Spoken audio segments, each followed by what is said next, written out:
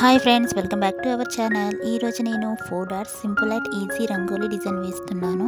నేను వేసే ఇలాంటి ముగ్గు మీకు నచ్చినట్లయితే ప్లీజ్ కింద కామెంట్ సెక్షన్లో తప్పకుండా కామెంట్ చేయండి. మీలో ఎవరైనా ఫస్ట్ టైం నా వీడియో చూస్తున్నట్లయితే లైక్ చేయండి, షేర్ చేయండి, సబ్స్క్రైబ్ చేయండి. మరిన్ని వీడియోస్ కొరకు పక్కనున్న బెల్ ఐకాన్ని క్లిక్ చేయండి.